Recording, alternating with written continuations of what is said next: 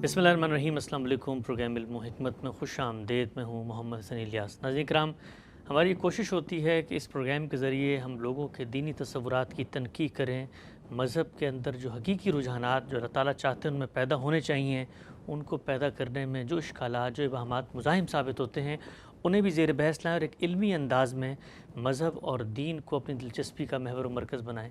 इसी सिलसिले में हमने कुरान मजीद के ऊपर गौर व फ़िक्र और कुरान के एक आलिम से कुरान मजीद को कैसे पढ़ना चाहिए, कैसे समझना चाहिए, क्या मज़ामीन उसमें ज़ेर बहस हैं, ये सिलसिला शुरू किया था। सूरह फातिहा पर हमने बात की।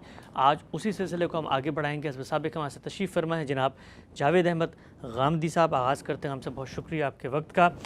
सूरह फातिहा लगता ऐसे है कि चंद आयात पर मुश्तमिल एक सूरा है, लेकिन एक जहान मानी है जो इसके अंदर पिन्हा है।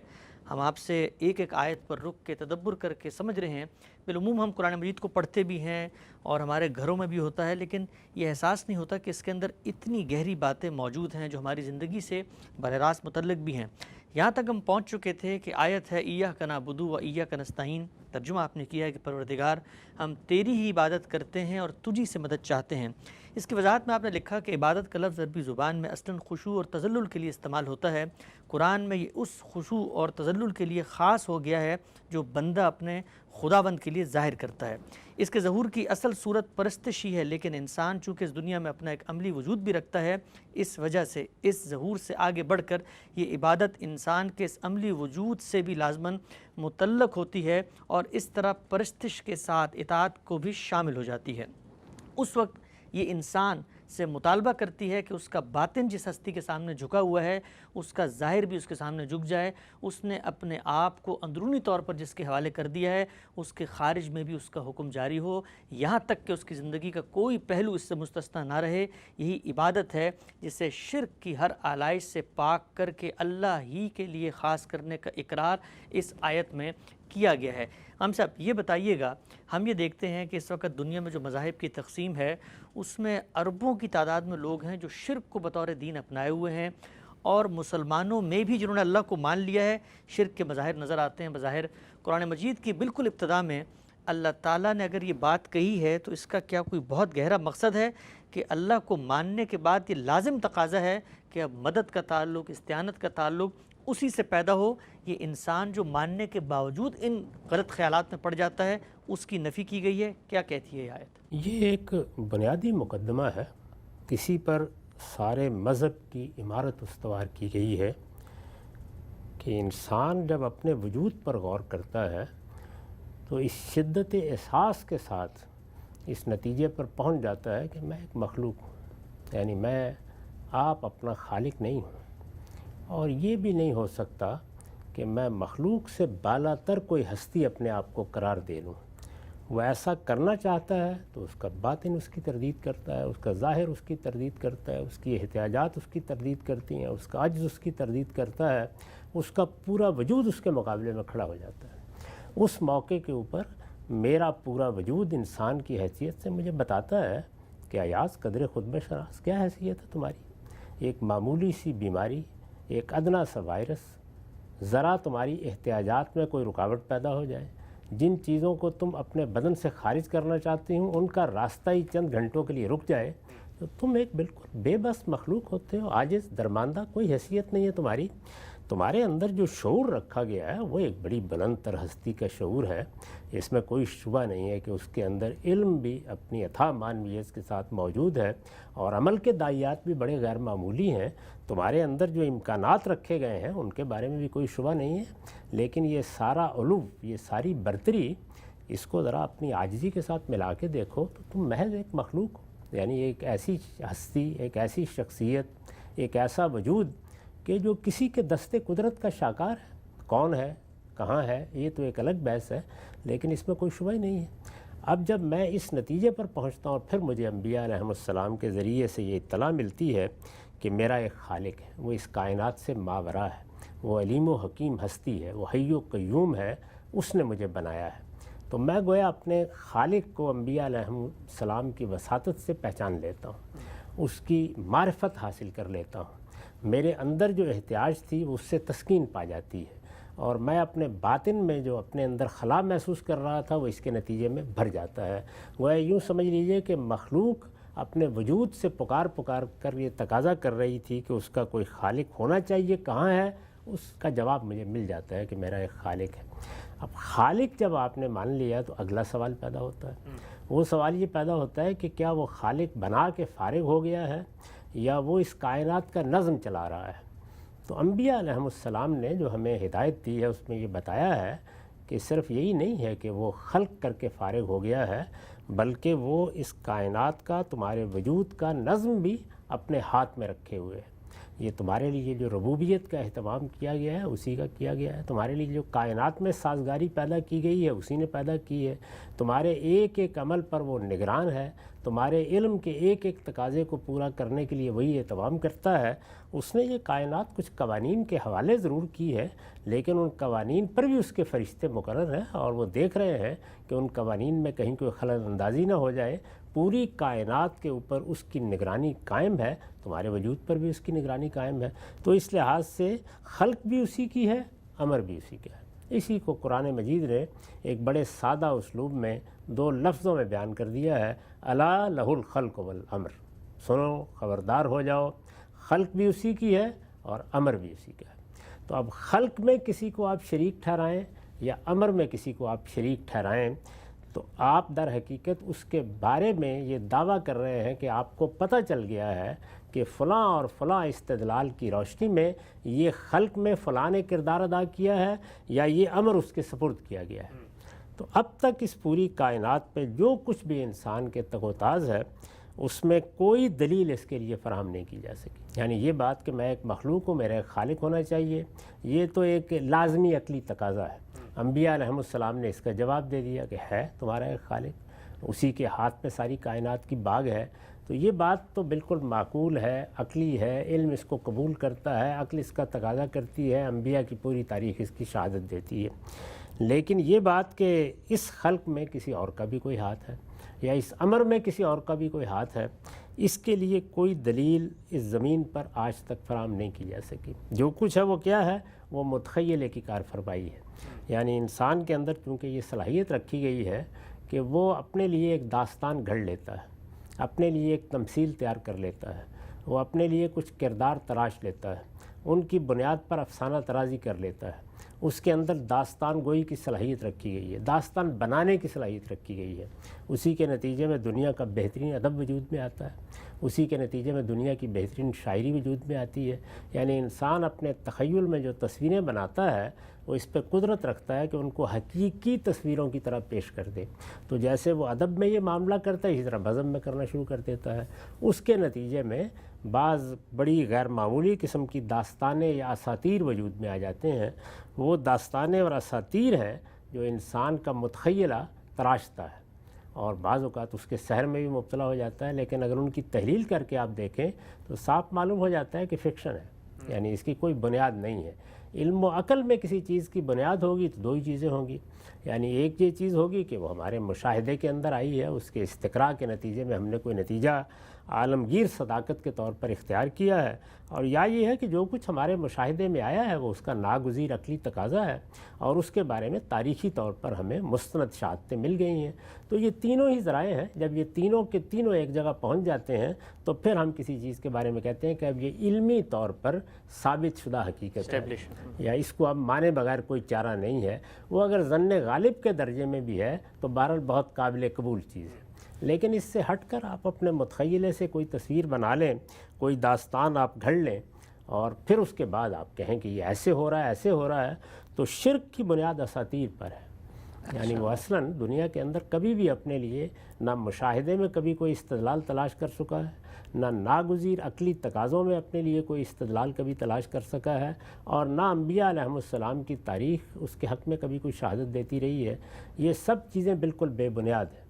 تو جب یہ سب چیزیں بالکل بے بنیاد ہیں جو شرک کے لیے کہی جاتی ہیں تو ظاہر ہے کہ پھر اس میں یہ سوال پیدا ہوتا ہے کہ انسان جب خالق اسی کو مانتا ہے جو کائنات کا پروردگار ہے، امر اسی کے ہاتھ میں ہے، سارا نظم وہی چلا رہا ہے، تو یہ ہو کیسے سکتا ہے کہ کسی اور کے سامنے وہ اپنا سر جھکا دے؟ اس لیے کہ پرستش تو ان دونوں امور کا لازمی تقاضا ہے۔ یعنی وہ خالق ہے، وہی میرا بنانے والا ہے، اسی کے ہاتھ میں میری حیات کی باغ ہے اور تمام امور اسی کے حکم، اسی کے اذن اور اسی کے فیصلے کے مطابق ہو رہے ہیں، جب تک میری معرفت میں یہ شعور نہیں آ جاتا میں کسی کے سامنے سر کیوں جھکاؤں گا؟ یعنی اگر جھکاؤں گا تو بے معنی حرکت کروں گا، اپنی توہین کروں گا، یعنی پھر میں حقیقت کے خلاف اقدام کروں گا۔ لیکن انسان چونکہ اپنے متخیلے کی کار فرمائی سے اور پھر بہت اعلیٰ درجے کا فکشن تشکیل کرنے والوں کے سحر میں مبتلا ہو کر اس طرح کے اساطیر تلاش کر لیتا ہے، تو اس لیے بندے کی طرف سے یہ اقرار اس دعا میں سامنے آتا ہے کہ پروردگار ہم ایسی بے شعوری کی کوئی حرکت نہیں کرتے، ربوبیت تیری، رحمت تیری، کرم تیرا، انجام تو نے ہمارے لیے مقدر کر رکھا ہوا ہے، تو یہ کیسے ہو سکتا ہے کہ ہم عبادت کے لیے کسی اور کی طرف رجوع کریں یا استعانت کے لیے کسی اور کی طرف رجوع کریں؟ یہاں ظاہر ہے کہ جو استعانت زیر بحث ہے وہ امر کی استعانت ہے، یعنی جو اس دنیا سے، اس کائنات سے، اس کے اسباب سے ماورا امر و تصرف ہے، وہ چونکہ اللہ ہی کے ہاتھ میں ہے، تو اس دائرے میں جہاں مدد کی ضرورت ہوتی ہے وہاں ہم اللہ ہی کی طرف رجوع کرتے ہیں۔ تو اس وجہ سے یہ دونوں باتیں ہیں جو ہمارے ایمان کا ناگزیر تقاضا ہے، خدا کو ماننے کا ناگزیر تقاضا ہے، خدا کے صحیح شعور کا ناگزیر تقاضا ہے۔ اگر یہ تقاضا ہم نے پورا نہیں کیا تو اوپر سے یا تو معرفت میں نقص ہوگا، اور یا یہ ہے کہ وہ چیز ہمارے لیے کوئی شعوری احساس ہی نہیں بن سکی، ہم نے کہنے کو ایک بات کہہ دی، اقرار کرنے کو ایک چیز کا اقرار کر لیا، لیکن وہ حلق سے اوپر کی کوئی بات تھی، وہ اپنی گہرائی کے ساتھ ہمارے وجود کا حصہ نہیں بنی۔ اگر اللہ تعالیٰ کا تصور اور اللہ تعالیٰ کے ساتھ ہمارا تعلق بالکل صحیح جگہ پر استوار ہو تو یہ سوچ بھی انسان کے اندر نہیں پیدا ہو سکتی کہ میں کسی اور کی پرستش کر سکتا ہوں، میں کسی اور کے سامنے سر جھکا سکتا ہوں۔ اس میں نے وضاحت کر دی ہے جو آپ نے البیان کا اقتباس پڑھ کر سنایا ہے کہ عبادت کی اصل حقیقت تو پرستش ہی ہے، یعنی میرا سر جھک جاتا ہے، میرا باطن بھی خدا کے سامنے سرفکندہ ہو جاتا ہے، میرا پورا وجود اس کا اعتراف کرتا ہے کہ وہ میرا پروردگار ہے۔ یہ اعتراف پورے وجود کا اعتراف ہے، باطن میں ہوتا ہے تو ہم اس کو خضوع اخبات کہتے ہیں، یہ ظاہر میں آتا ہے تو سجدے میں تبدیل ہو جاتا ہے، قیام میں تبدیل ہو جاتا ہے، رکوع میں تبدیل ہو جاتا ہے، اور چونکہ میں ایک محتاج مخلوق ہوں، عاجز مخلوق ہوں، تو دعا و مناجات میں تبدیل ہو جاتا ہے۔ تو اس وجہ سے عبادت کی جتنی صورتیں بھی انسان سوچ سکتا ہے وہ اللہ ہی کے لیے خاص ہو سکتی ہیں، تو اس کا اقرار کیا جاتا ہے۔ اور استعانت کو اس لیے نمایاں کیا ہے کہ بسا اوقات ایسے ہوتا ہے کہ ہم اس دنیا کے اندر جب آنکھ کھولتے ہیں تو قدم قدم پر ہمیں بعض ایسی احتیاجات لاحق ہوتی ہیں یا ایسی مصیبتیں آتی ہیں، آفات لاحق ہو جاتی ہیں جس میں ہم ماورائے اسباب مدد کے طالب ہوتے ہیں۔ یعنی ایک تو اسباب کے دائرے میں مدد ہے، وہ ظاہر ہے مجھے آپ سے ملتی رہتی ہے، آپ کو مجھ سے ملتی رہتی ہے، دنیا میں اس کے آلات بھی ہیں، ہمارے طبیب ہیں وہ ہمارا علاج کر دیتے ہیں اور سب چیزیں ہیں، وہاں یہ سوال پیدا نہیں ہوتا۔ لیکن اسباب سے، علل سے ماورا، جب اسباب سے ماورا کسی اور ہستی کا تصور ذہن میں آتا ہے تو وہاں خدا کے سوا کوئی نہیں ہے۔ تو اس لیے دونوں چیزیں اس پروردگار کے لیے خاص کی جاتی ہیں، اور جب دونوں چیزیں اس کے لیے خاص ہو جاتی ہیں تو پھر اس کا لازمی نتیجہ یہ نکلتا ہے کہ اگر اس کی طرف سے کوئی حکم آئے گا تو وہ بھی سب سے برتر حکم ہوگا، سب سے بالاتر حکم ہوگا، دنیا کا ہر حکم اس کے تحت ہوگا، اس کے حکم کے مقابلے میں دنیا میں کسی اور حکم کی کوئی حیثیت نہیں ہوگی۔ اسی کو حضور نے بیان فرمایا کہ لا طاعت فی معصیت الخالق، یعنی اگر خدا کی نافرمانی میں کوئی ہمیں کوئی بات کرنے کے لیے کہے گا تو اس میں اطاعت کا کوئی سوال نہیں ہے، نہ کوئی مطالبہ کر سکتا ہے، نہ ایک بندہ مومن الا یہ کہ اسے کسی اضطرار میں مبتلا کر دیا جائے یہ سوچ سکتا ہے کہ وہ خدا کے حکم کے خلاف کسی اور کی بات کو مانے گا یا اس کی اطاعت کرے گا۔ تو اس مجموعی تصور کے اندر کھڑے ہو کر یہ جملہ انسان کی زبان سے نکلتا ہے کہ ایاک نعبد و ایاک نستعین، پروردگار تو ہی خالق ہے، تو ہی معبود ہو سکتا ہے، اس لیے میں تیری عبادت کرتا ہوں، اور اسباب سے ماورا اگر مجھے کبھی مدد کے لیے ہاتھ اٹھانے ہیں کسی اور دروازے پر جانے کا کوئی سوال ہی نہیں ہے، وہ سب کچھ تیرے ہاتھ میں ہے، الا لہ الخلق والامر، تیرے ہی سامنے ہاتھ اٹھاتا ہوں۔ سبحان اللہ، سبحان اللہ۔ ہم سب ایک آیت کے اندر کیا مضامین مخفی ہیں، آپ نے ان کی وضاحت کی۔ یہ بیان کیجیے کہ ہمارے ہاں جتنے لوگ شرک کرتے ہیں، چاہے وہ مسلمانوں میں سے ہوں یا وہ جو انہوں نے مشرکانہ مذاہب کو بطور دین اپنا لیا، ایک استدلال پیش کرتے ہیں کہ بھئی مانگ تو ہم خدا سے ہی رہے ہیں، ہم تو خدا ہی کو خالق مانتے ہیں، وہی پروردگار ہے، یہاں وہ اللہ کہتے ہیں، وہاں وہ ایشور کہتے ہیں، لیکن یہ جن کے سامنے ہم سجدہ ریز ہو رہے ہیں، کہ جن کے سامنے ہم دست سوال دراز کر رہے ہیں، وہ تو اصل میں ایک مینیفیسٹیشن ہے، اسی خدا کا ایک پرتو ہے، ایک مرکز بنا لیا ہے، ایک رجوع کا طریقہ ہے۔ تم لوگ بھی تو جاتے ہو، حرم میں جاتے ہو، وہاں پر بھی ایک عمارت ہی ہوتی ہے، تو ہم بت پوچھ لیتے ہیں، قبر پہ چلے جاتے ہیں کسی غوث قطب ابدال کی، تو فرق تو کچھ نہیں ہوتا، مانتے تو ہم خدا کو ہی ہیں، کہتے ہیں وہی سب کچھ کرے گا، لیکن یہ اس کی ایک تجلی کا پرتو، ایک مرکز محور بن گیا ہے جس کے پاس ہم جا رہے ہیں تعلق کے لیے۔ اس دنیا میں آج تک کبھی ایشور کا یا خدا کا کوئی بت نہیں بنایا گیا، بن ہی نہیں سکتا۔ انسان اس تصور سے ماورا ہے، پہلے وہ کچھ ہستیوں کو خلق یا امر میں شریک مانے گا، کوئی تصور پیدا کرے گا، وہ تصور اس کے متخیلے میں پیدا ہوتے رہتے ہیں، ان کی بنیاد پر وہ اساطیر بھی وجود میں لاتا رہتا ہے۔ پہلے کوئی ہستی وجود میں آئے گی جس کو یا خلق میں مانا جائے گا کہ وہ ساجی ہو گئی ہے، یا امر میں مانا جائے گا، اس کے بغیر بت بن کیسے سکتا ہے؟ تو یہ ساری تقریر بالکل بے معنی ہے۔ یعنی جو بت ہیں وہ تو بعض ہستیوں کے بت ہیں، ان کے بارے میں کچھ تصورات قائم کیے گئے ہیں، یہ بتایا گیا ہے کہ ان کا خلق میں یہ مقام ہے، ان کا امر میں یہ مقام ہے۔ یہ مقام اگر نہیں ہے تو کیا کوئی خدا کا بت بنا کے رکھا گیا ہے کہ ہمیں ایک مرکزیت پیدا کرنی ہے؟ ایسا تو دنیا میں کبھی ہوا ہی نہیں، تو اس لیے یہ بالکل بے معنی بات ہے۔ ٹھیک، آگے بڑھاتے ہیں ہم سب اس سلسلے کو۔ یہ بیان فرمائیے گا کہ ہمارے ہاں یہ جو شرک جس کی یہاں پر ابتدائی میں نفی کی گئی اور ہم نے دیکھا انسان اس میں مبتلا ہو جاتے ہیں، یہ پیدا جو ہے وہ کچھ بزرگ ہستیوں سے، ان کے کچھ غیر معمولی کارناموں سے، ان کی کچھ ستودہ صفات، ایسی حرکات سے پیدا ہو جاتا ہے کہ لوگ متاثر ہوتے ہیں۔ خود رسول اللہ صلی اللہ علیہ وسلم نے اپنی جو بنی اسماعیل کی پچھلی تاریخ ہے اس میں بتایا کہ وہاں پر شرک کیسے پیدا ہوا۔ تو انسان کی جو عقل ہے، اگر وہ کسی شخص کو دیکھتی ہے کہ وہ بہت غیر معمولی نیک ہے، اس سے کچھ صدور بھی ہو رہا ہے کرامات کا، تو انسان تو متاثر ہوتا ہے کہ بھئی اگر اتنا اللہ کا نمازی پرہیزگار بندہ ہے تو کوئی نہ کوئی اللہ سے اس کا رابطہ تو ہوگا، تو ہم اس کے قریب ہوتے ہیں یا ہمیں اللہ کے قریب کر دے گا۔ تو یہ خواہش تو پھر عقل انسانی میں پیدا ہو سکتی ہے نا؟ عقل انسانی میں خواہش تو کوئی بھی پیدا ہو سکتی ہے، اور خواہش تو بڑی سے بڑی برائی کی پیدا ہو جاتی ہے۔ اصل سوال یہ ہے کہ اس معاملے میں معلومات کا ذریعہ کیا ہے؟ یعنی معلومات کا ذریعہ علم و عقل تو ہو نہیں سکتے۔ مثال کے طور پر کوئی شخص خلق میں شریک ہے، اس کی اطلاع کون دے گا؟ ظاہر ہے کہ خدا ہی دے گا، یعنی یا تو اطلاع ہے ہی نہیں یا خدا کی طرف سے آئے گی۔ اسی طریقے سے امر میں کسی کو شریک کیا گیا ہے، اللہ تعالیٰ نے کوئی ذمہ داری کسی کو دے دی ہے، کوئی اختیار کسی کو دے دیا ہے، کون بتائے گا؟ میرے پاس تو جاننے کا کوئی ذریعہ نہیں ہے۔ جو لوگ اس طرح کی باتیں کرتے ہیں ان کے پاس بھی جاننے کا کوئی ذریعہ نہیں، تو اللہ تعالیٰ ہی بتائے گا۔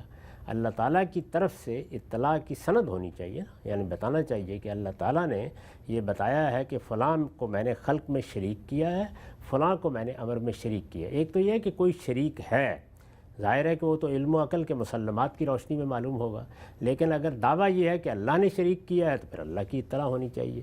اسی طریقے سے یہ بات کہ فلاں میرا مقرب بارگاہ ہے، یا فلاں کے اعمال کو میں نے اس درجہ قبول کر لیا ہے کہ اب تم اس کے پاس چلے جایا کرو میرے دربار پہ آنے کی بجائے، یہ بات بھی اللہ تعالیٰ ہی بتائے گا۔ تو اس لیے شرک کی تردید میں یہ جتنے تصورات ہیں، قرآن مجید ہمیشہ ایک ہی بات کہتا ہے، وہ یہ کہتا ہے کہ ہاتھوں برہانکم ان کنتم صادقین، سچے ہو تو اس کے لیے کوئی دلیل لاؤ۔ یہ دلیل تو خدا کی طرف سے آئے گی، یعنی یہ آپ اپنی طرف سے گھڑ کے نہیں پیش کر سکتے۔ اگر آپ یہ کہتے ہیں کہ مجھے یہ خیال ہوتا ہے تو یہ آپ کے متخیلے کی کار فرمائی ہے، اس پہ زیادہ سے زیادہ کہا جا سکتا ہے کہ اچھا فکشن ہے، آپ نے اس کو وجود پذیر کر لیا، اس کی کوئی بنیاد نہیں ہے۔ دنیا کے اندر آپ کے فیصلوں کی بنیاد علم کو ہونا چاہیے، اور علم یا تو مشاہدے پر مبنی ہوگا، یا عقلی استدلال پر مبنی ہوگا، یا تاریخ کی شہادت پر مبنی ہوگا۔ اس کے سوا کوئی چیز علم کے درجے میں نہیں پہنچ سکتی، باقی آپ کے گمان ہیں۔ اور قرآن مجید نے بارہا یہ کہا ہے کہ ایک طرف اللہ کا دیا ہوا علم ہے جو پیغمبروں کے ذریعے سے آیا ہے، دوسری طرف تمہارے ظنون و اوہام ہیں، تو اب خود فیصلہ کر لو کہ حق کے مقابلے میں ان ظنون و اوہام کی کیا حیثیت ہے۔ اس کے لیے لفظ بھی یہی استعمال کیا گیا، یہی فرمایا گیا یتبعون الا الظن، یہ لوگ کس چیز کی پیروی کر رہے ہیں؟ ظن ہے۔ ظن کہاں سے پیدا ہوتا ہے؟ وہم سے۔ وہم کہاں سے پیدا ہوتا ہے؟ وہی متخیل قوت سے۔ تو اس لیے قرآن مجید نے تو دو لفظوں میں اس معاملے کو ختم کر دیا ہے کہ شرک کی کوئی بنیاد علم میں ہے ہی نہیں سرے سے۔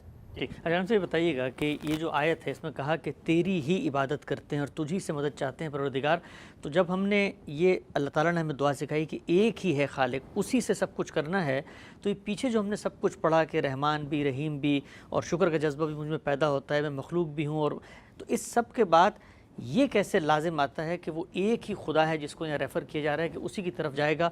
یعنی متعدد خدا کیوں نہیں ہو سکتے؟ عقل یہاں تک پہنچنے میں کیسے اس نتیجے تک پہنچ گئی ہے جو اللہ تعالیٰ نے ہماری زبان پہ جاری فرمایا کہ ایک ہی سے تم نے مدد مانگ لی؟ اس لیے پوری کائنات کے اندر وہ وحدت موجود ہے، تمام مخلوقات میں موجود ہے، اس لیے عقل تو اس سے آگے بڑھ ہی نہیں سکتی۔ یعنی وہ یہ تقاضا تو کرتی ہے کہ یہ کائنات کہاں سے وجود میں آ گئی ہے، اس میں کہاں سے پیدا ہو گیا ہوں، یہ تو وہ کہتی ہے کہ اس کا کوئی حل ہونا چاہیے، لہٰذا وہ خالق کا تقاضا کرتی ہے۔ خالق ایک ہی ہے، یہ پیغمبروں کی اطلاع ہے، تو دو ہیں یا تین ہیں یا چار ہیں، عقل تو ایک کو ماننے کے لیے بھی محض یہ تقاضا پیدا کر رہی تھی کہ اس کو ہونا چاہیے، اس کے وجود کا اقرار تو عقل میں نہیں آ سکتا تھا، تو پیغمبروں نے آ کے بتایا، تو یہ تقاضا کہاں سے پیدا کرے گی تین ہے یا چار ہے؟ ظاہر ہے کہ جو آدمی اس طرح کی بات کہے گا ایک جھوٹ بولے گا، تو یہ بات بھی اگر آنی تھی تو اسی خدا کی طرف سے آنی تھی، یعنی اوپر ہی سے آئے گی، کوئی پیغمبر کھڑا ہوگا وہ آ کر یہ بتائے گا کہ میری طرف وحی کی گئی ہے اور اس کی یہ بنیاد ہے۔ تو اللہ تعالیٰ نے تو بار بار توجہ دلائی ہے کہ زمین کو دیکھو، آسمان کو دیکھو، کائنات کو دیکھو، وہ سب کے سب ایک وحدت کے انداز میں بنے ہوئے ہیں۔ میری کائنات کے اندر اگر کوئی دوسرا ہوتا تو یہ کائنات قائم رہ سکتی تھی، زمین کا اور خدا ہوتا، آسمان کا اور خدا ہوتا، تو آپس میں لڑ مر کر فارغ ہو گئے ہوتے۔ تو اس لیے یہ تو بالکل خلاف عقل بات ہے، اس کے اوپر دو لفظ بھی کہنے کی ضرورت نہیں۔ ٹھیک ہے، ہم سے آگے بڑھاتے ہیں۔ یہ بتائیے گا، اسی آیت کو ہم بچپن سے سنتے چلے آ رہے ہیں، وہ لوگ جو عربی زبان ابتدا میں پڑھتے ہیں ان کو کہا بھی جاتا ہے کہ عربی گرامر کا یہ اصول تھا کہ جو مفعول ہے اس کو بعد میں آنا ہے۔ ہم عام طور پہ اگر لکھتے ہیں، عربی پڑھتے ہیں تو نعبد ایاک ہوگا، لیکن یہاں پر پہلے آ گیا ہے، تو کہا جاتا ہے کہ آنے کا ایک مقصد ہے اور اس میں اسٹریس پیدا کیا، اس کی بھی وجہ بتائیے گا کہ اسٹریس کیا ہے، اور یہ کہ گرامر میں اس طرح لکھا جاتا ہے، قرآن میں جو چیز آئی ہے وہ عام طور پہ گرامر سے مختلف چیز آئی ہے۔ نہیں، اس کا گرامر سے کیا تعلق ہے؟ دنیا بھر کی زبانوں کے اندر مفعول کو، فعل کو، مبتدا کو، خبر کو مقدم مؤخر کیا جاتا ہے اور وہ قصد الاختصاص ہوتا ہے۔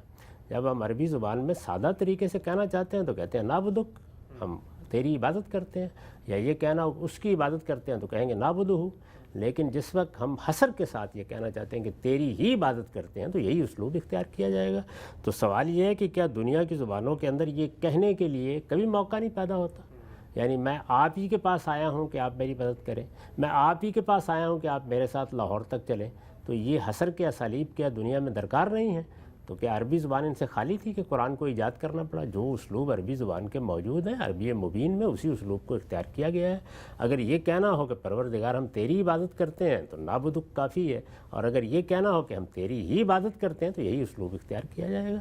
تو اس میں قرآن مجید نے کوئی اپنی طرف سے ندرت نہیں اختیار کی، بلکہ جو بات کہنا مقصود ہے اس کو موزوں ترین الفاظ دے دیے ہیں۔ ٹھیک، اچھا یہ بتائیے کہ ہم سب کے یہ جو فرمایا ہے کہ ایاک نعبد و ایاک نستعین، پروردگار تیری ہی عبادت کرتے ہیں، تجھی سے مدد چاہتے ہیں، اس کے اندر یہ جو مدد کا مفہوم ہے، ہم نے دیکھا بعض لوگ یہ بھی کہتے ہیں کہ میں نے آپ سے اگر پانی مانگ لیا، آپ نے اشارہ بھی کیا تھا اس کی طرف کہ خلق اور تدابیر امور کے اندر اگر آپ ساجی بناتے ہیں کسی کو، لیکن ہمارے یہاں لٹرل مفہوم میں کہتے ہیں کہ اگر آپ نے پانی بھی مانگ لیا کہ بھائی تم ہی مجھے پانی دے سکتے ہو، تو گویا یہ بھی ایک طریقے کا شرک ہے اور اس آیت کے منافی ہے، اس کی بھی تھوڑی وضاحت کیجیے۔ اس کا اس سے کوئی تعلق نہیں۔ دنیا کے اندر جو اسباب کی دنیا ہے وہاں ہم جانتے ہیں کہ ہم ایک دوسرے کی مدد بھی کرتے ہیں، ایک دوسرے کے لیے سازگاری بھی فراہم کرتے ہیں، ایک دوسرے کے بعض معاملات میں محتاج بھی ہوتے ہیں، اور پھر آگے بڑھ کر ایک شخص دوسرے کی احتیاج کو پورا بھی کرتا ہے۔ یہ دنیا میں اسباب کے تحت کا کارخانہ ہے، اس میں کسی عبودیت کا تصور پیدا ہی نہیں ہوتا، تو اس وجہ سے اس دائرے کا اس سے تعلق ہی نہیں ہے۔ یہاں جو چیز مقصود ہے وہ یہ ہے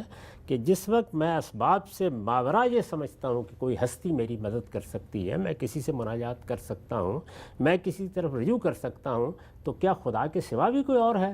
خدا کے سوا کوئی اور نہیں ہے۔ یہ بات ہے جو یہاں کہی ہے، اور یہ مذہب ہی بتائے گا، دین ہی بتائے گا، قرآن ہی بتائے گا، انبیاء ہی بتائیں گے کہ اس کائنات سے ماورا جو ہستی ہے اس سے ہمارا تعلق کیا ہونا چاہیے۔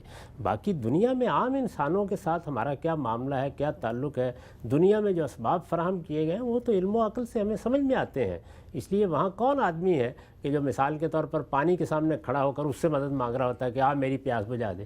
وہ تو دنیا کا عمومی مشاہدہ ہے، اس کے تحت اللہ تعالیٰ، ہاں البتہ یہ درست ہے کہ اس میں بھی ہمیں یہ ایمان رکھنا چاہیے کہ یہ سب کائنات اللہ کی پیدا کردہ ہے، یہ سب اسباب اس کے پیدا کردہ ہیں، یہ اس کے اذن سے میرے لیے سازگار ہوتے ہیں یہ ایک الگ بات ہے، لیکن یہ کہ عام قانون کے تحت وہ اسباب تو ہر ایک کو میسر ہوتے ہیں، وہ کافر کو بھی میسر ہے، مومن کو بھی میسر ہے، اس میں کسی مسیحی، بدھ، مسلمان، ہندو کی کوئی تفریق نہیں ہے۔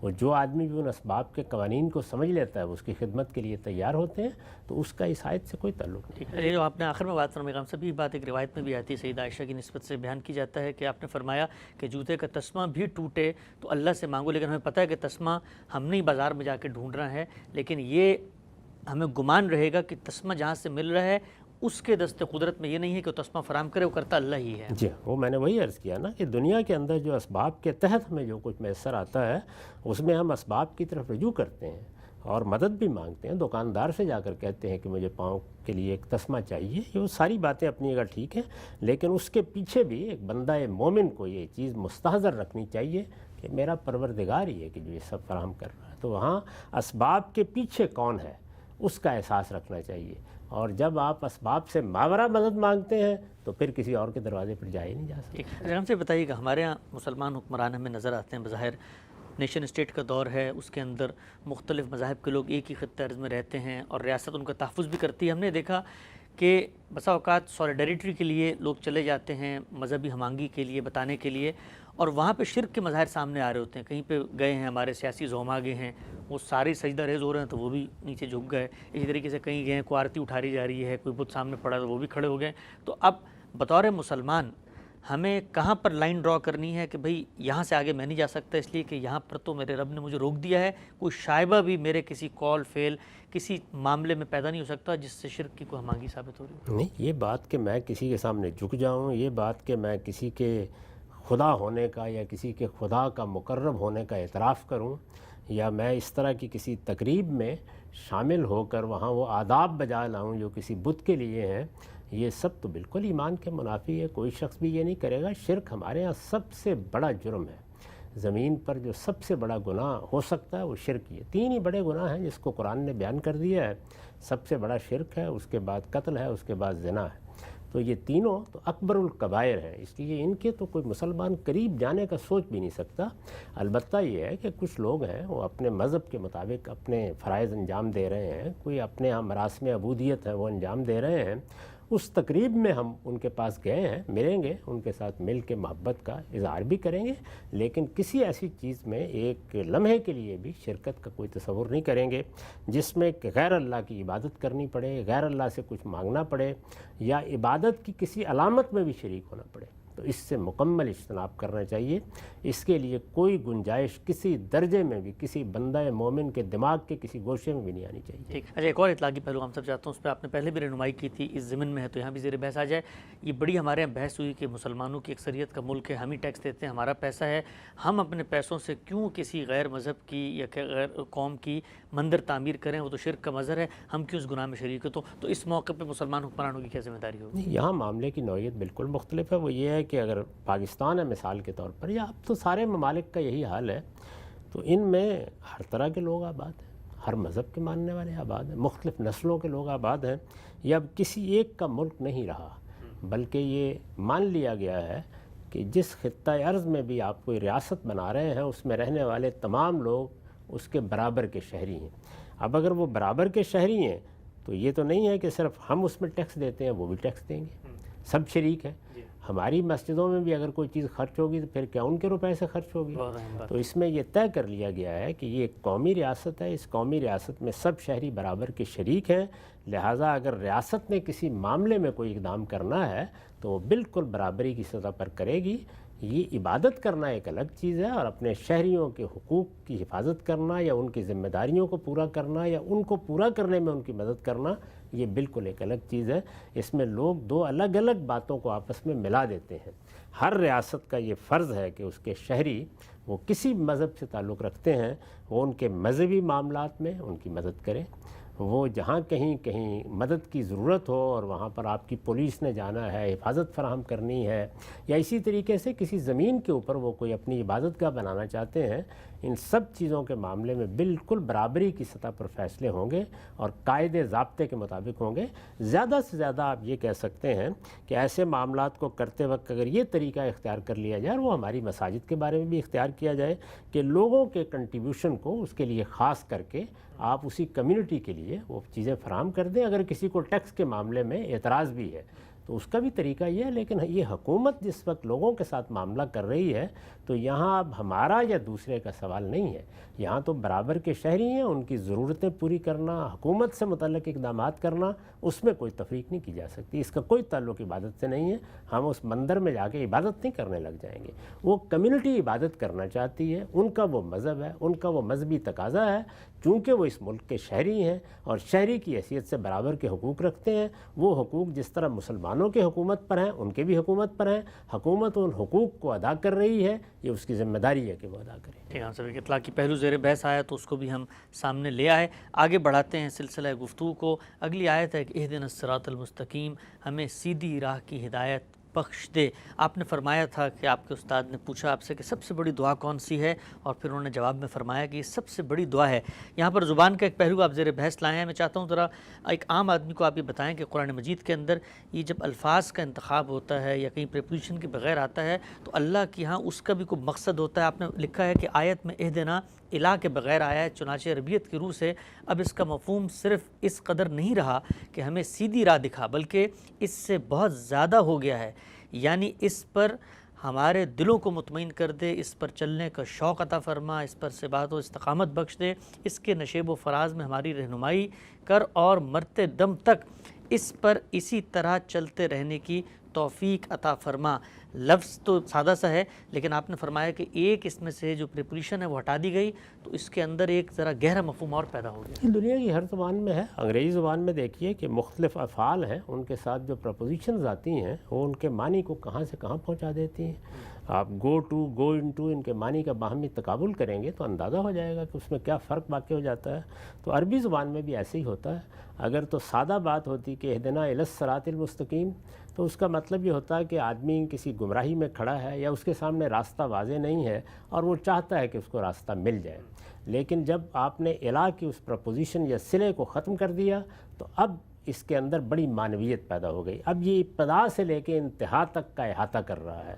تو اسی وجہ سے یہ ہماری نمازوں کی دعا ہے. یعنی جس وقت انسانیت کو یہ ضرورت تھی کہ وہ راستہ پائے اس وقت بھی یہ دعا درست تھی.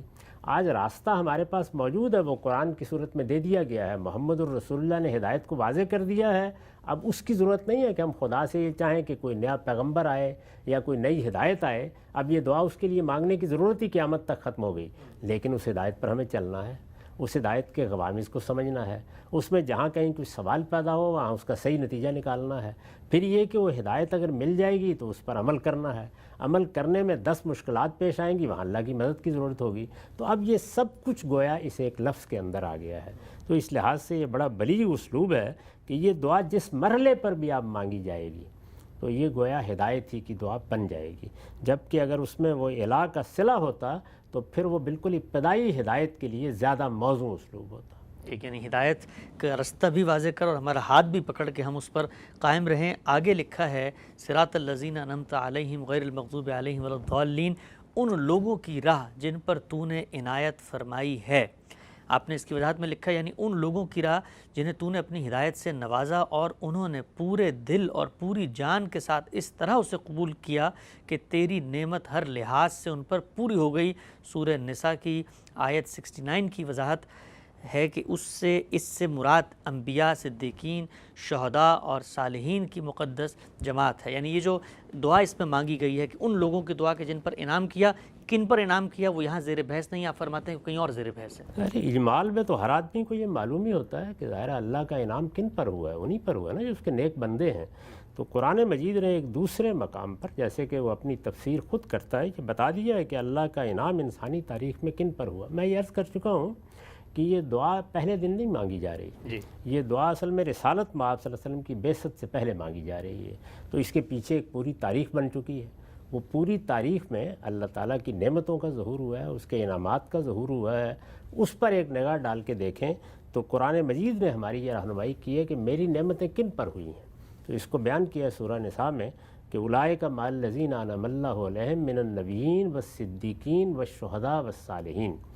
یعنی اللہ تعالیٰ اگر کوئی اللہ کی بندگی کا فیصلہ کر لیتا ہے تو اس کو ان لوگوں کی معیت عطا فرماتا ہے جو نبی ہیں, جو صدیق ہیں, جو شہداء ہیں, جو صالحین ہیں. تو یہ بتا دیا کہ جو مراتب اس دنیا کے اندر انسانوں کو مل سکتے ہیں، یعنی اپنے علم کی بہتری اور اپنے عمل کی خوبی کے لحاظ سے وہ یہ 4 ہی مراتب ہیں۔ اس میں یہ بات بھی بالکل واضح کر دی ہے کہ ہمارے ہاں صوفیانہ تعبیرات میں جو بہت سے مناسب لوگ بیان کرتے ہیں، فلاں ولی اللہ ہے، فلاں قطب ہے، فلاں اقطاب میں سے ہے، فلاں ابدال میں سے ہے، فلاں کی یہ حیثیت ہے، یہ تصوف کے مناسب ہیں اور یہ صوفیانہ تعبیر کے مناسب ہیں۔ اس کے بارے میں وہی جانتے ہیں کہاں سے آئے ہیں اور کہاں جائیں گے۔ جو اللہ تعالیٰ نے بندہ مومن کی حیثیت سے منصب حاصل ہو سکتا ہے کسی کو بیان کیا ہے، وہ یہ 4 ہی ہیں۔ یعنی اللہ تعالیٰ نے جو لوگ اعلیٰ ترین فطرت کا نمونہ تھے، بلکہ نقل فطرت کا بہترین ثمر تھے، جب یہ فیصلہ کیا کہ وہ اپنی ہدایت پہنچائے گا تو ان کا خود انتخاب کیا، وہ اللہ کے نبی تھے۔ نبوت کا سلسلہ اب ختم ہو چکا ہے، اس وجہ سے ماضی میں انبیاء علیہم السلام کی حیثیت سے کس سیرت و کردار کے لوگوں کو منتخب کیا گیا، تو یہ بتایا گیا کہ ان پر اللہ کی نعمت ہوئی۔ یہ تو بالکل طے ہے کہ اللہ تعالیٰ راہ چلتے کسی آدمی کو نبوت کا تاج نہیں پہنا دیتا، یعنی وہ شخص اپنی سیرت، اپنے کردار کے لحاظ سے من خیار الناس ہوتا ہے، تو اس وجہ سے اللہ اس کا انتخاب کرتے ہیں۔ تو بہترین لوگ جو دنیا کے اندر منتخب کیے گئے کہ ان کو نبوت دی جائے، وہ اللہ کے پیغامبر بنے، اس منصب پر فائز ہوں، وہ اللہ کے نبی تھے۔ پھر اس کے یہ بتایا گیا ہے کہ پیغمبر جب زمین پر آتے ہیں اور اپنی ہدایت دیتے ہیں تو ان کا ساتھ دینے کے لیے جو لوگ تیار ہو جاتے ہیں وہ سب صدیقین ہیں۔ سیدنا صدیق اکبر صدیق ہیں، ورنہ تمام صحابہ کرام صدیقین ہی ہیں۔ انہوں نے آگے بڑھ کر پیغمبر کی تصدیق کی ہے اور دل کے پوری صدق کے ساتھ، پوری سچائی کے ساتھ رسول اللہ صلی اللہ علیہ وسلم کا ساتھ دیا ہے۔ تو اس لحاظ سے وہ لوگ کہ جو پیغمبر کی دعوت پر لبیک کہتے ہیں، سبقت کرتے ہیں، آگے بڑھ کر اس کی دعوت کو قبول کرتے ہیں، اس کے تقاضے پورے کرنے کے لیے تیار ہوتے ہیں۔ پیغمبر اگر کسی جد و جہد کی طرف بلاتا ہے تو اس کے ساتھی بن کر کھڑے ہو جاتے ہیں، وہ سب صدیقین کہلاتے ہیں۔ تو یہ پیغمبروں کے زمانے میں پیغمبر موجود نہیں ہوتے تو دین کی گواہی دینے والے، دین کی شہادت دینے والے لوگ ہر قوم میں ہر جگہ پیدا ہوتے رہتے ہیں۔ ان کے لیے قرآن نے ایک جامع تعبیر اختیار کی ہے، شہداء، یعنی اس کی آخری چیز یہ ہے کہ کسی موقع پر اللہ کے لیے جان دینی پڑی تو آدمی میں جان بھی دے دی۔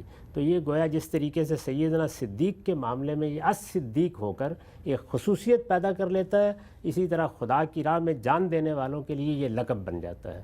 تو یہ اصل میں خصوص کا بیان ہے، ورنہ وہ سب لوگ جو دین کی گواہی دیتے ہیں، دین کی شہادت دیتے ہیں، دین کا علم حاصل کرتے ہیں، لوگوں کے سامنے اس کی گواہی کے لیے کھڑے ہوتے ہیں، قومی سطح پر کھڑے ہوں یا انفرادی سطح پر کھڑے ہوں، سب کے سب شہداء کہلاتے ہیں۔ اور ان شہداء کے ساتھ جو لوگ اللہ کے دین کی پیروی کرنے کے لیے کھڑے ہوتے، ان کی دعوت کو قبول کرتے ہیں، وہ سب صالحین ہیں۔ تو اس طرح قرآن مجید نے جو مناسب دنیا کے اندر انسان حاصل کر سکتا ہے دینی لحاظ سے، وہ 4 ہی ہیں اور وہ بیان کر دی ہیں۔ ٹھیک ہے، آپ سے بالکل واضح کیا آپ نے بات کو۔ چند چیزیں مزید توضیح طلب ہیں، چاہتا ہوں ان کو بھی اگلے 5-7 منٹ میں ہم زیر بحث لے آئیں۔ فرمایا ان لوگوں کی راہ جن پر تو نے عنایت فرمائی، آپ نے وضاحت کی وہ کون لوگ ہیں جو نہ مغضوب ہوئے اور نہ راہ سے بھٹکے۔ نہ مغضوب ہوئے اس پہ آپ نے لکھا ہے، یعنی وہ لوگ جنہوں نے اپنی سرکشی کے باعث اس ہدایت کو قبول کرنے سے انکار کر دیا، یا قبول کیا تو دل کی آمادگی سے قبول نہیں کیا اور ہمیشہ اس سے انحراف پر مصر رہے۔ خدا کے جن بندوں نے ان کی اصلاح کرنا چاہی انہیں جھٹلایا، یہاں تک کہ ان میں سے بعض کو اذیتیں دیں اور بعض کو قتل کر دیا، چنانچہ اپنے ان جرائم کی پاداش میں وہ خدا کے غضب کے مستحق ٹھہرے۔ اس سے اشارہ یہود کی طرف ہے جن پر آگے سورہ بقرہ میں اتمام حجت ہوا۔ غضب، آپ نے پوری بات واضح کی کہ پیچھے ایک تاریخ کھڑی ہے، اس کے اندر لوگ کھڑے ہیں، ان کو بتایا گیا ہے کہ پیچھے یہ معاملہ ہوا تھا۔ یہ ذرا واضح کیجئے گا ایک چیز، قرآن مجید آج کے دور میں ایک عام آدمی کھول کے پڑھتا ہے تو جیسے ہی وہ تفسیر میں دیکھتا ہے کہ یہود مراد ہیں تو فوراً سے اس کے ذہن میں جاتا ہے کہ مطلب جتنے یہود موجود ہیں ان کے بارے میں اللہ تعالیٰ نے کہا ہے، تو وہ دنیا کے اندر کوئی بین المذاہب ہمانگی بھی نہیں پیدا ہوتی اور بچوں کو شروع سے ہم نفرت کے ایک سبق دے رہے ہوتے ہیں۔ اس کو ہم کیسے سمجھیں اس پوری بات؟ اس کا نفرت سے کیا تعلق ہے؟ یہ تو تاریخی واقعے کا بیان ہے، یعنی یہ بات طے ہے کہ اللہ تعالیٰ نے ایک پوری قوم کو منتخب کیا تھا، تو تاریخ کا ایک بہت بڑا واقعہ ہے۔ یعنی اگر میں کسی موقع پر یہ بتاؤں کہ روما پہ زوال آ گیا تھا تو یہ نفرت پیدا کرنا مقصود ہے اس سے، یا مغلیہ سلطنت برباد ہو گئی تھی اور اس کے نتیجے میں بہادر شاہ ظفر کو رنگون میں جا کر قید کر دیا گیا تھا، تو یہ بچوں کو بتانا نفرت پیدا کرنا ہے۔ تو یہاں کسی نفرت کا کہاں ذکر؟ یہاں تو یہ بتایا گیا ہے کہ اللہ نے ابراہیم کی ذریت کو بڑا شرف بخشا تھا، بہت غیر معمولی عزت دی تھی، اللہ تعالیٰ نے ان کا انتخاب کیا تھا، اور اس میں سے سب سے پہلے جن کو ترجیح دی گئی اور ذمہ داری دی گئی وہ کون تھے؟ وہ اصل میں بنی اسرائیل تھے۔ بنی اسرائیل ہیں جو بعد میں یہود کہلائے ہیں، یہ اللہ کی منتخب قوم تھی، اللہ نے ساری قوموں میں سے اس کا انتخاب کیا تھا۔ یہ تو بڑے مرتبے کا اظہار ہے، کمال مرتبے کا ذکر ہے، پورا قرآن ان کے اس مرتبے کی تصدیق کرتا ہے، تو اس میں نفرت کہاں سے پیدا ہو گئی؟ یہ بتایا جا رہا ہے کہ وہ اللہ کی منتخب قوم تھے، لیکن انہوں نے اللہ کی نافرمانی کی، انہوں نے اللہ کے پیغمبروں کے معاملے میں غلط رویہ اختیار کیا، ان کو جھٹلا دیا، ان کے قتل کے درپے ہو گئے۔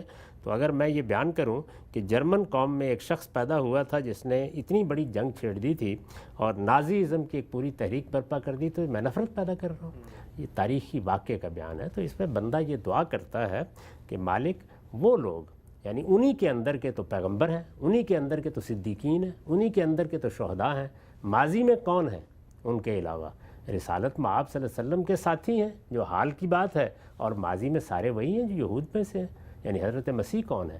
انبیاء کی مثالیں اگر میں دوں گا، جو ہم نے انعام یافتہ گروہ کا ذکر کیا، تو کن کی دوں گا؟ یہود کی دوں گا۔ انہی کے اندر سے اٹھنے والے پیغمبر، انہی کے اندر سے پیدا ہونے والے صدیقین، انہی کے اندر سے اٹھنے والے شہداء، انہی کے صالحین ہیں جن پر پوری دنیا میں اللہ تعالیٰ کی خصوصی نعمتیں اور اس کے خصوصی انعامات ہوئے ہیں۔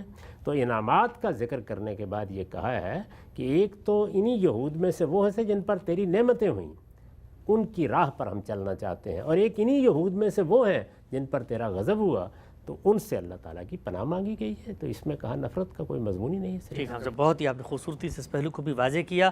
آخری جو الفاظ ہیں آیت کے وہ یہ ہیں کہ وَلَا الضَّالِّينَ، اور نہ کہ ان لوگوں کے رستے پہ لے کے جا جو راہ سے بھٹکے ہیں۔ آپ نے اس کی وضاحت میں لکھا یعنی جنہوں نے دین کا چہرہ اپنی بدعتوں اور ضلالتوں سے اس طرح مسخ کر دیا کہ اب خود بھی اسے پہچاننے سے قاصر ہیں۔ اس میں اشارہ سیدنا مسیح علیہ السلام کے پیروں کی طرف ہے جن پر آگے سورہ آل عمران میں اتمام حجت کیا گیا ہے۔ یہاں پر یہ بھی بتائیے گا کہ اگر اللہ تعالیٰ یہ غیر المغضوب علیہم ولا الضالین کے بجائے لکھ ہی دیتے کہ یہود اور نصارہ، اس میں کیا چیز مانے تھی؟ یہاں کسی کو خاص طور پر ہدف بنانا مقصود ہی نہیں ہے، یہاں تو یہ تاریخ کے اس پہلو کی طرف اشارہ ہے، یعنی بندہ کھڑا ہو کر یہ کہتا ہے کہ مجھ سے پہلے یا اس دور سے پہلے یا محمد الرسول اللہ کی بعثت سے پہلے جن قوموں پر تیری نعمتیں ہوئیں، انعام ہوئے، وہ ظاہر ہے کہ خود خدا نے بتا دیا ہے کہ میرے منتخب کون لوگ تھے۔ یہ سورہ آل عمران میں بتایا ہے کہ ان اللہ اصطفیٰ آدم و نوح و آل ابراہیم و آل عمران علی العالمین۔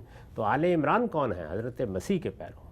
تو حضرت مسیح کے پیروں ہیں کہ جو حواری کہلاتے ہیں، جن کی قرآن نے بہت تعریف کی ہے، لیکن وہ باہر نکلے، اس کے بعد انہوں نے آگے دعوت پھیلائی، پھر سینٹ پال نے ایک اور مسیحیت ایجاد کر لی جس کے نتیجے میں شرک ان میں در آیا۔ اب اس کی طرف اشارہ کر کے یہ بتایا گیا ہے۔ تو یہاں کسی کا نہ نام لیا گیا ہے، نہ نام لے کے کسی کو ہدف بنانا مقصود ہے، نہ کسی مذمت مقصود ہے۔ بندہ کھڑا ہو کے دعا کر رہا ہے کہ مالک مجھے ان لوگوں کا راستہ دکھا جن پر تیری نعمتیں ہوئی ہیں، انعامات ہوئے ہیں، نہ کہ جو تیری راہ سے بھٹک گئے، جن پر تیرا غضب ہوا۔ اب غضب کن پر ہوا؟ ظاہر ہے یہ تو تاریخی لحاظ سے معلوم ہوگا، اور کون بھٹک گئے یہ بھی تاریخی لحاظ سے معلوم ہوگا۔ یہاں تاریخ بیان کرنا مقصود ہی نہیں ہے، وہ آگے بقرہ و آل عمران میں ساری زیر بحث آ رہی ہے۔ یہاں تو ایک دعا ہے جو بندہ کرتا ہے تو یہی کرے گا۔ یعنی میں کیا دعا کروں گا؟ کیا اس دنیا کے اندر مجھے اگر فرض کر لیجئے دنیاوی چیزوں کے لیے دعا کرنی ہو تو یہی کروں گا نا کہ پروردگار جن کو تو نے بڑے اچھے مکان دیے ہیں، جن کو تو نے بڑی اچھی گاڑیاں دی ہیں، جن کے لیے تو نے بڑے اسباب پیدا کیے ہیں، مالک میرے اوپر بھی کرم فرما اور مجھے وہ عطا فرما۔ وہ چیزیں مجھے نہ دینا کہ آدمی کسی سلم میں پڑا ہوا دنیا سے رخصت ہو اور بیماریوں کا شکار ہو جائے۔ تو یہ کیا میں کسی کی مذمت کر رہا ہوں؟ یہ میں اپنے لیے مانگ رہا ہوں۔ تو ظاہر ہے دنیا سے اٹھ کر جب میں آخرت کی طرف جو کروں گا، دین کی معرفت مانگوں گا، سچی ہدایت مانگوں گا، یہی کہوں گا کہ ان لوگوں کا راستہ جو تیرے پیغمبر ہوئے، جو صدیقین ہیں، جو شہداء ہیں، جو صالحین ہیں، وہ کہاں ہیں؟ وہ یا نصارہ میں ہے قریب کی تاریخ میں، یا یہود میں ہے، وہ سارے کے سارے بھی وہی ہیں۔ اور جو غضب کہ اللہ کا شکار ہوئے، جنہوں نے گمراہیاں پیدا کر لی ہیں، ان کی راہ سے مجھے بچانا۔ تو یہاں تو سرے سے کسی گروہ کو ہدف بنانا مقصود ہی نہیں ہے۔ ٹھیک ہے، ہمارے پروگرام کا وقت یہاں پہ مکمل ہوتا ہے۔ ناظرین، 3 نشستوں میں سورہ فاتحہ کے اندر جو مضامین مخفی ہیں، پنہا ہیں، انہیں ہم نے زیر بحث لا کے لوگوں کے سامنے رکھا۔ ضرورت اس امر کی ہے کہ سورہ کو ہم روز پڑھتے ہیں نمازوں میں، لیکن اس کے اندر جو باتیں چھپی ہوئی ہیں ان پر کبھی استحضار نہیں ہوتا۔ کوشش کرنی چاہیے کہ اس کے مضمون کی رعایت سے اس کو ہم پڑھیں تو جو چیز قرآن ہم میں پیدا کرنا چاہتا ہے وہ بھی پیدا ہو۔ وقت یہاں پہ ختم ہوتا ہے، دوبارہ حاضر خدمت ہوں گے۔ ہم سب تک آپ کو